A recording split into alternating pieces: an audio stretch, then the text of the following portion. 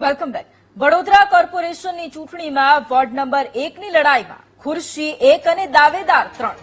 2ની લડાઈમાં ત્રીજો ફાવશે કે પછી ત્રણેય એકબીજાના સમીકરણો ઉપર ભારે પડશે તે સવાલ છે.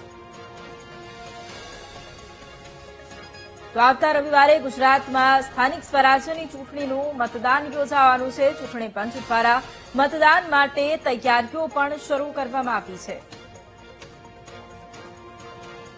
સ્થાનિક સ્વરાજની ચૂંટણીઓમાં મતદાનને હવે ગણતરીના દિવસો આડે રહ્યા છે, ત્યારે વહીવટીતંત્રએ સમગ્ર પ્રક્રિયા જે છે તે હાથ ધરી રહી છે.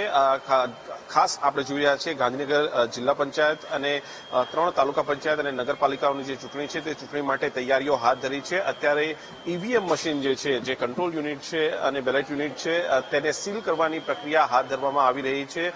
સમગ્ર વહીવટીતંત્ર દ્વારા આ પ્રક્રિયા જે છે તે હાથ ધરાઈ રહી છે. અત્યારે ઈવીએમ મશીન જે છે તે સીલિંગની પ્રક્રિયા જે છે તે હાથ ધરવામાં આવી છે.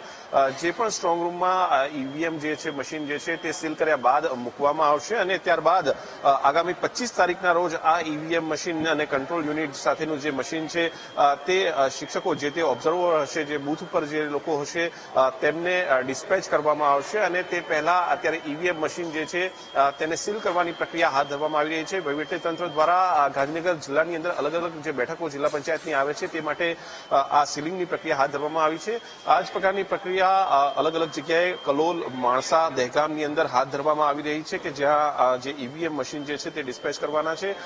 ડિસ્પેચ થાય તે પહેલાની આ પ્રક્રિયા હોય છે કે જ્યારે તેને સીલ કરવાની જરૂર પડતી હોય છે. ગાંધીનગર જિલ્લા પંચાયત, માણસા તાલુકા પંચાયત, દહેગામ તાલુકા પંચાયત, કલોલ તાલુકા પંચાયત અને દહેગામ અને કલોલ નગરપાલિકાની ચૂંટણીઓ જે છે તે ગાંધીનગરની અંદર થવાની છે, તેની તૈયારીઓ થઈ રહી છે. સમગ્ર રાજ્યમાં આ પ્રક્રિયા જે છે તે હાથ ધરવામાં આવી રહી છે. કેમેરામેન શાયર શર્મા સાથે મેહુલ દેસાઈ, ગાંધીનગર.